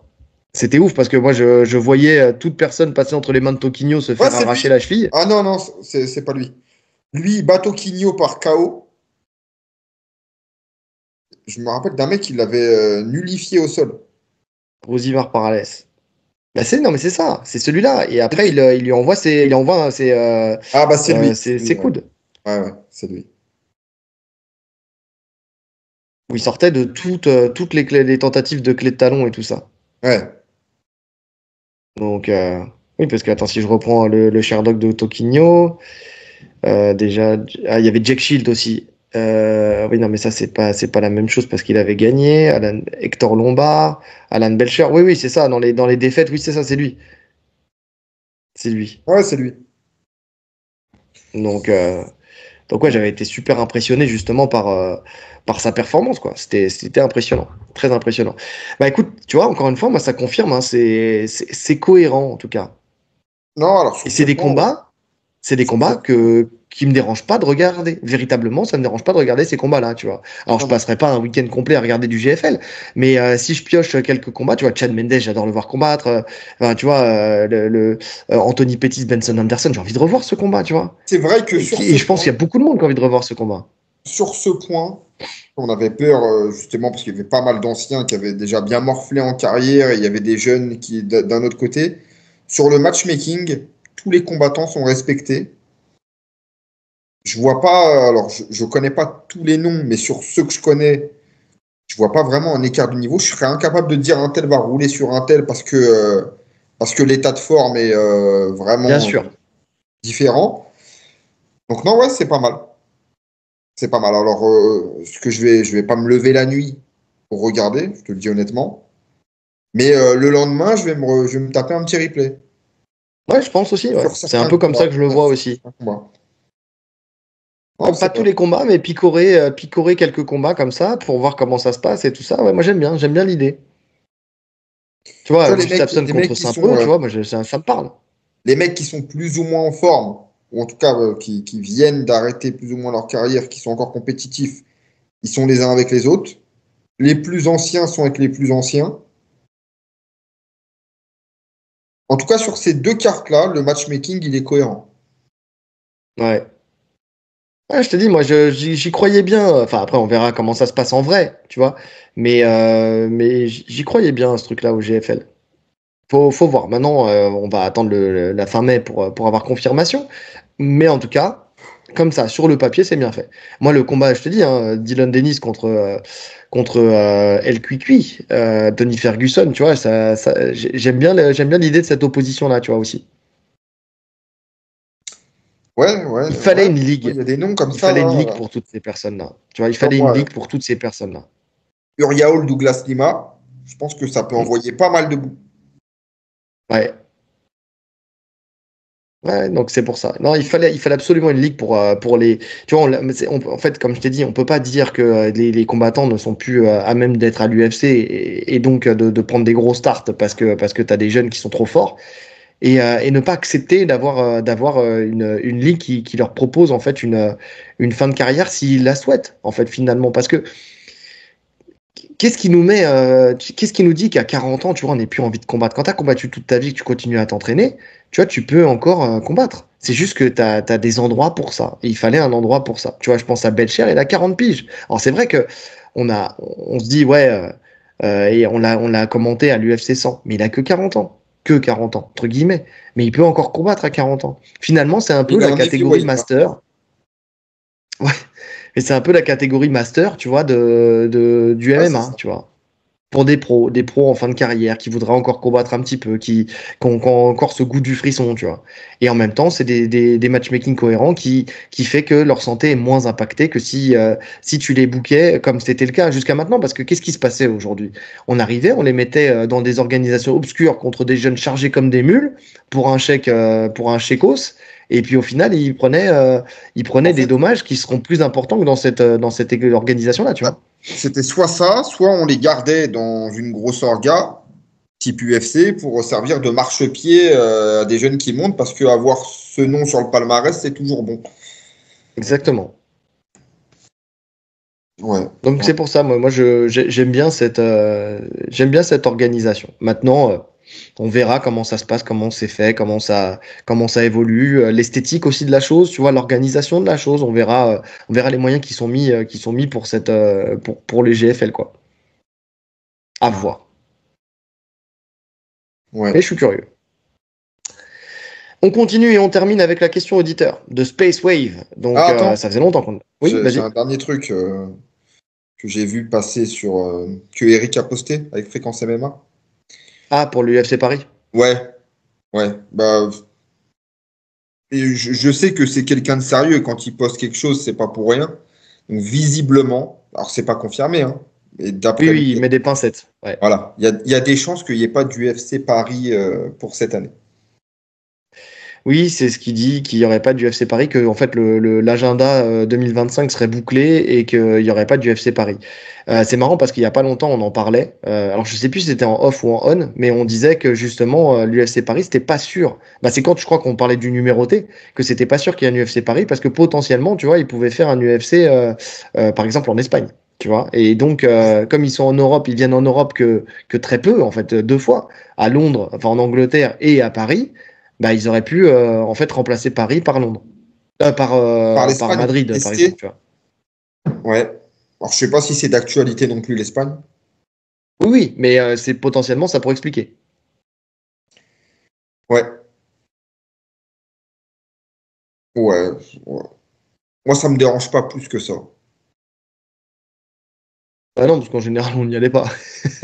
Donc, du moment que c'est aux horaires européennes, nous, on s'en fout, personnellement. Non, après, c'est vrai que c'est bien pour Paris. En fait, c'était une reconnaissance pour Paris. Et là où ça me fait bizarre, par contre, le seul truc, c'est qu'il y a beaucoup de combattants qui voulaient combattre à Paris.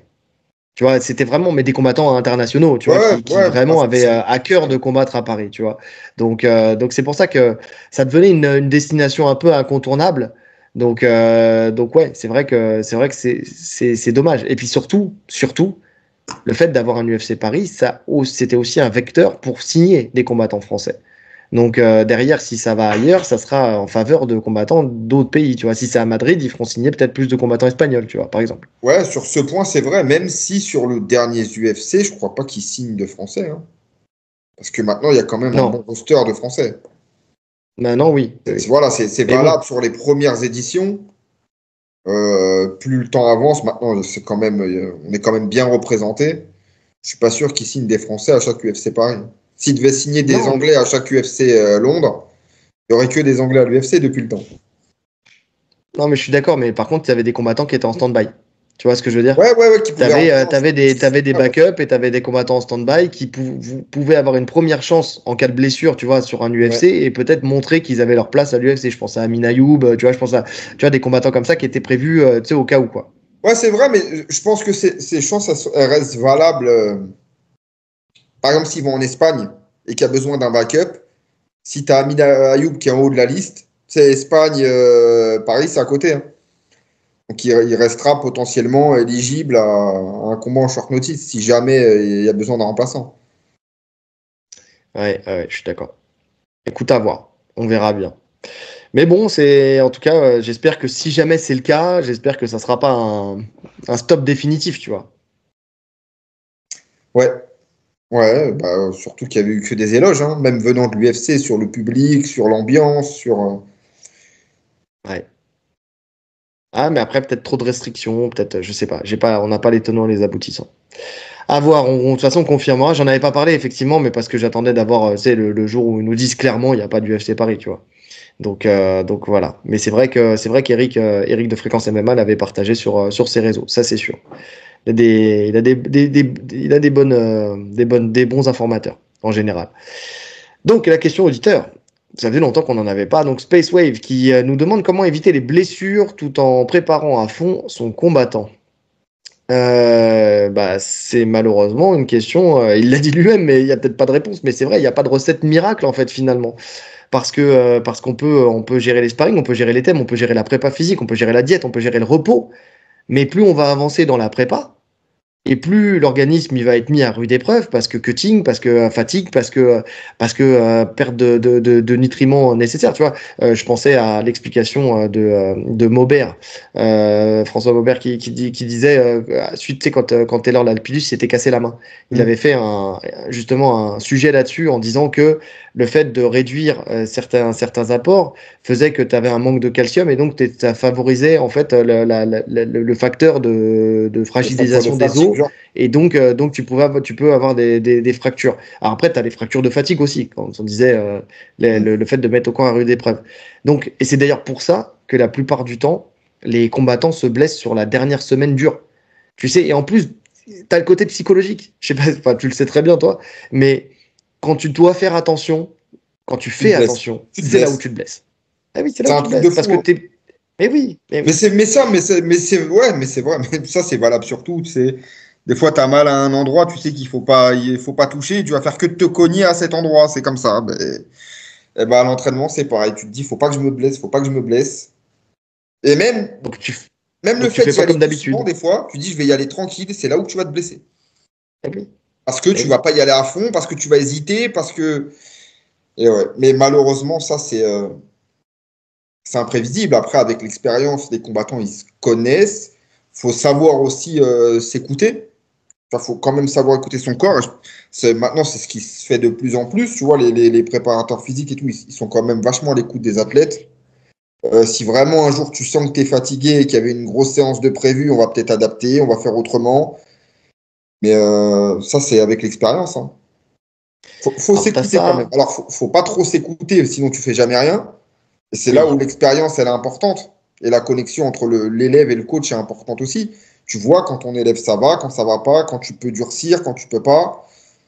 Mais prévoir à 100%, anticiper une blessure, c'est quasi c'est impossible. C'est impossible. Non, c'est impossible. Après, faut s'écouter. Et quand je disais gérer l'environnement, tu vois, par exemple, tu veux éviter un facteur de blessure. Quand tu arrives vers la fin de ton camp, tu essaies de faire en sorte d'isoler un peu plus ton combattant. C'est-à-dire que tu le fais pas combattre avec plein de gens autour de toi. Tu vois, ou tu as un mec qui va faire une projection à l'autre, qui va venir et Ouais, va t'éclater un genou. ça, c'est Tu vois, sûr. ce genre de choses. Après, tu vois, c'est des garde-fous. Tu vois, c'est t'essayes de faire en sorte de maximiser la sécurité. Bien sûr, tu vas protéger au maximum ton combattant C'est logique, tu vas mettre avec le des casque. Tu protections vois, adaptées. truc con là, la blessure Mettre un qu'a eu casque. Oliveira sur un Ben choc de oui. tête, ah, tu mets un casque. Tu me mets un casque. Et Alors, souvent, les combattants, c'est c'est vrai que une c'est eux qui épreuve, n'en mettent hein. Il y pas. a plein de combattants, ils détestent mettre les casques. Franchement, tourner avec un casque, c'est relou. Ouais, moi, je déteste ça aussi. Moi aussi, je déteste ça, mettre un casque, mais au-delà des coups, en fait, c'est vraiment pour protéger des coupures, des choses comme ça, des trucs bêtes, des chocs de tête, des trucs comme ça. Donc, ouais, tu peux que maximiser ça, mais Mais garantir un truc, avoir une recette miracle pour pas qu'il y ait de blessure, ça n'existe pas. Non, non, ça n'existe pas. Ça n'existe pas. Et c'est vrai qu'on a tellement vécu. Hein, souvent, c'est même dernier cours. Dernier cours, c'est là où tu vas te blesser. Je me souviens de Yacine, qui s'était blessé le genou, en torse du genou, le dernier dimanche de prépa un peu dur, où après on devait justement réduire, rentrer dans la descente de poids, ce genre de choses, et hop, le genou qui saute. Donc voilà, c'est vrai que c'est galère. Et ce que tu disais tout à l'heure, quand tu fais attention, c'est vrai. Et en plus, j'en parlais, c'est marrant parce que j'en parlais hier à un élève où je lui disais, regarde, un exemple concret. Je suis là, on est en train de se battre, je vais te mettre une tarte, tu vois, je vais armer ma main, tu vas tout de suite te défendre, tu vois. Par contre, et là, je suis arrivé, je lui dis, et puis je vais arriver comme ça. Et tu sais, je lui mets une petite stickette sur la joue comme ça, mais tout doucement. Je dis, bah là, tu vois, tu t'es pas défendu. Parce qu'en fait, t'étais pas alerte. C'est ça le truc. Et quand tu viens et que tu t'entraînes et que tu dois faire attention et que tu as peur de te blesser, donc tu vas faire un mauvais choix. En fait, c'est ça, c'est que tu vas faire un mauvais choix. Là où normalement ton corps il parle de lui-même parce que tu l'as entraîné et qu'il sait se défendre, en fait, Ouais, le fait de faire attention, tu fais un mauvais choix. Et il y a autre chose aussi. Plus tu es fatigué, plus tu vas être dans ouais. ta coupe de poids, plus tu vas être dans tout ça. Et plus, tu sais, là où normalement tu fais un mouvement complet, tu vas faire un demi-mouvement, tu vois.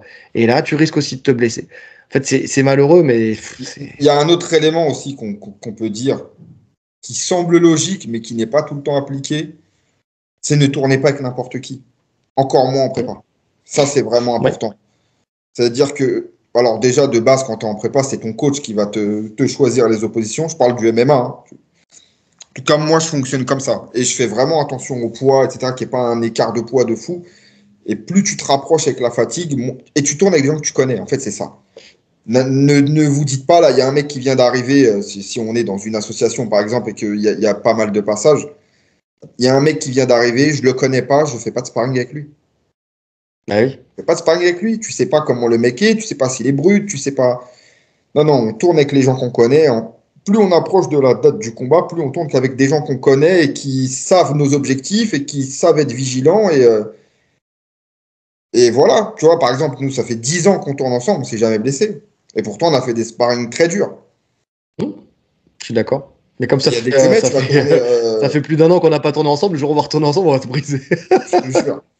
Et il y a des mecs, tu vas faire un sparring avec eux, tu vas te blesser tout de suite. Parce que le mec fait n'importe quoi, il bouge dans tous les sens. Voilà. Donc choisissez vos Et, sparring avec et toi, intelligence. tu parles du côté amateur, tu vois, mais quand tu es professionnel et que tu es à l'UFC ou tu vois ce genre de choses, tu as des gens qui vont venir tourner avec toi aussi pour prouver que, genre, pour se prouver à eux qu'ils ont le niveau de l'UFC, alors Oui, que toi, tu oui, es dans oui. ta Non, prépa et tout ça. mais Tu même vois, en mais même là, non, professionnel, mais tu ça sais, se voit. avec le côté orgueil, ego, tu vois, où les mecs, ils vont arriver, ils vont te faire la misère et ils vont te blesser parce que justement, tu vois, t'es la cible à abattre. Parce que justement, ils veulent montrer que t'es à l'UFC, mais moi, je suis meilleur que toi. Et ils vont te Bien niquer. sûr. Donc attention à ça. Mais par contre, deux choses. Du repos. Le repos, c'est important. Parce que plus si vous mettez entre parenthèses votre repos, bah, vous favorisez les blessures aussi. Et, euh, et aussi, on l'a dit depuis tout à l'heure, mais n'ayez pas peur de vous blesser aussi. Tu vois, parce qu'on disait faire attention. Mais au-delà de faire attention, arrêtez d'avoir la blessure en tête. Plus tu as la blessure en tête, Tu plus c'est l'appelles, là que tu vas te blesser. je te Et jure. oui, c'est là où tu vas attirer la blessure. C'est là où le mental, on voit qu'il contrôle quand même pas mal de choses. Hein. C'est comme les gens qui pensent à ne pas être malade et boum, tu tombes malade. C'est ça, Tu peux pas exactement. éviter. À partir du moment où il y a un truc que tu peux pas, voilà, tu peux pas l'éviter, bah fais avec. Mais après, il faut accepter aussi que c'est le lot d'un combattant. Tu vas te blesser. De toute façon, tu vas te blesser. Si tu veux pas te Eh blesser, ne oui, fais pas de sport. Au-delà même des sports de combat. Hein. Ne fais pas de sport du tout, parce que tu vas aller à la muscu, tu vas te blesser. Tu vas aller là, tu vas te blesser. Tu finiras par te blesser. je suis d'accord. Je suis d'accord. Et puis de toute façon, hein, quand tu vois le nombre de combattants qui combattent blessés, c'est qu'il n'y a pas de recette miracle. Tu vois, Ah bah c'est oui, bien aussi sûr. savoir combattre blessé, tu vois, et ne pas être dans les meilleures conditions. Ouais. Bon, je pense qu'on a fait le tour de la question. C'était plutôt exhaustif d'ailleurs. Avant de nous quitter, on va faire un petit big up à Alex Herbinet, donc du RMC Fighter Club, qui a Ouais. annoncé justement sur son dernier épisode qu'il raccrochait bah, le micro dans pas longtemps. Là, c'est un de ses derniers épisodes. Oh, C'est quelqu'un le qu'on 15 avait avril? interviewé d'ailleurs. Si, Le 15 oui, avril, c'est il me semble qu'il a dit ça. mi-avril, ouais. Ouais, c'est ça. Donc voilà, on l'avait interviewé sur la chaîne, donc n'hésitez pas. Alors ça me fait rire, c'est ce que je lui ai dit, parce que tu sais, je lui ai envoyé un message, parce qu'il nous avait parlé, il nous avait dit que potentiellement ça pouvait arriver. Donc voilà, donc là, d'ailleurs, il a dit, c'est sur votre chaîne je l'ai dit pour la première fois quand on parlait de t'es où dans 10 ans. Tu vois, c'est là où il a commencé à l'évoquer pour la première fois, en tout cas, évoquer l'idée d'arrêter. Bon, même s'il m'a dit qu'il arrêterait pas complètement, hein, il peut pas, il sait pas faire autre chose, donc voilà, il aura toujours un nez dedans et un pied dedans. Donc là-dessus, il y a pas de souci. C'est un Mais, passionné, Alex. comment? C'est un passionné, Alex. Ah oui, c'est un passionné tu peux pas. Quand t'es comme lui, tu peux pas faire autrement. Donc, mais ce que je lui ai dit, c'est que ce qui est bizarre, c'est que, tu vois, on a fait l'avant-dernier podcast d'Octogone avec Alex Herbinet. C'est quand ils ont raccroché le micro aussi, c'était sur le podcast, leur Ouais. podcast qui a Dès suivi qu'on le fait un nôtre. épisode avec quelqu'un, c'est fini. C'est fini. Donc, si on Malik, veut tuer le game, il faut interviewer tout le game du podcast français. Il restera que nous. Malik, il est bientôt à la retraite, il ne le sait pas encore. Canal Plus, la Bolloré, il va le couper direct. Allez, t'es woke toi, non? Allez, dégage. Oh putain. Oh non, non mais c'est vrai, non mais c'est un truc de ouf, c'est un truc de ouf. Dès qu'on fait un épisode, c'est vrai qu'il y a quelqu'un qui s'en va. Bon, il n'y a pas de corrélation, hein, bien sûr, parce que Attends, c'était ils s'en vont déjà de prévu. eux-mêmes. Hein. Ils s'en vont par Ils choix. s'en vont de eux-mêmes. C'est ça. On ne menace personne, sachez-le. Mais tu vois, c'est un plaisir, tu vois, d'avoir pu faire justement ce dernier épisode avec, enfin, un de leurs derniers épisodes avec Octogone. C'est un plaisir d'avoir eu Alex Herbinet sur notre chaîne, avec un Alex Herbinet encore actif. Donc voilà. Et puis si jamais un jour, tu sais, il le sait, ou s'il le sait pas, on lui dit là maintenant, parce que je sais qu'il nous écoute. Mais si jamais il veut un jour participer à un épisode, faire une actu avec nous, quoi que ce soit, que ça le gratte et que ça le démange, la porte elle sera toujours ouverte sur Tatami Connexion, là-dessus il n'y a pas de souci. Donc voilà, et puis voilà, on a juste à le remercier pour tout le travail qu'il a fait depuis toutes ces années d'analyse, de vulgarisation de la discipline, de mise en lumière de combattants, de transmission de passion, de tout en fait, de tout ce qu'il a mis en place dans ce podcast pour justement faire connaître la discipline et la faire évoluer. Et que ça soit la discipline de la boxe ou la discipline du MMA, parce que c'est un passionné des deux sports. Donc c'est cool d'avoir connu et partagé un bout de la vie d'Alex Herbinet. Ouais, complètement. Donc voilà quoi. Notre cœur l'accompagne dans tous ses projets. Ça c'est sûr. Ça c'est sûr. Parce que il est super On l'adore. et on l'adore. Bon, je crois qu'on a fait le tour de cet épisode. Ouais. Donc, je vous rappelle, le lien en description, Import Fight, 10% avec le code Tatami10. En attendant, est-ce qu'on a un mot de la fin? Est-ce qu'on a un mot de la fin? Non, je peux me... Bah, à bientôt, Alex. C'est ça. Non, c'est vrai. Tiens, un mot de la fin, c'est vrai. Hein. Souhaitez à Alex en commentaire. Voilà, faites une dédicace à Alex Herbinet en commentaire et donnez-lui beaucoup d'amour. Et puis, comme ça, je lui ferai des screenshots et je lui enverrai et ça lui fera plaisir. Donc voilà. Et puis nous, il nous reste plus qu'à vous souhaiter, pas encore, déjà de vous abonner, de commenter, de liker, de cliquer sur la cloche de notification pour ne rien rater. Les 5 étoiles sur toutes les plateformes de podcast. Le lien Tipeee en description si le cœur vous en dit. Et puis, il ne nous reste plus qu'à vous souhaiter une bonne journée. Ou une bonne soirée. En fonction de l'heure à laquelle vous nous écoutez. Allez, salut! Salut!